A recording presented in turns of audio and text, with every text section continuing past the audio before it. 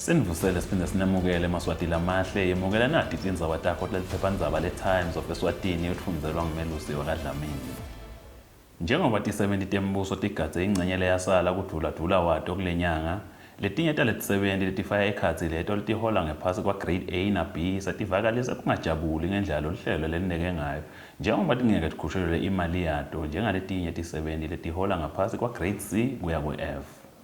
Inhlangano yabothishela iSwaziland National Association of Teachers nayo seyivakalisa kungajabuli ngaleli hlelo yatsi lutawuzuzisa kakhulu labasetikhundleni.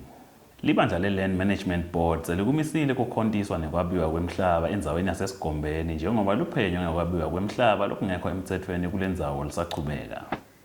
Takhamuti talendzawo tisole bandlanncane nendvuna Sithembisogama ngekungalandzeli imigomo lebekiwe lekukhonta kule ndzawo taphindze tabasola ngekwaba umhlaba ngaphandle kwemvumo yendlunkulu.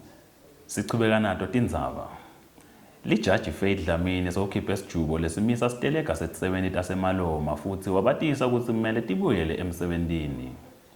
Lesiteleka salet-70 besimayelana nekukhushulelwa imali yato pheceleti i-cost of living adjustment naletinye tindzaba letiphatselene nekusebenta kwato. Inkampani yeMaloma Colliery itsi itimisele kuhlalisana phasi nalet-70 iphindze ilandzele imitsetfo lebekiwe kute kufikwe esisombululweni salendzaba. Kantsi-ke kutemidlalo.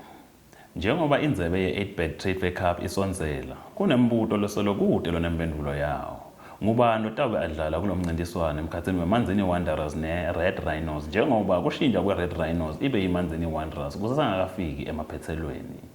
Tingako bese kuphatsele tona yemukela leti kanye nembiko legcwele ephephandzabeni lakho i-Times of Eswatini. Angushiyi wedwa ke ngikushiya naso Simo Selitulu.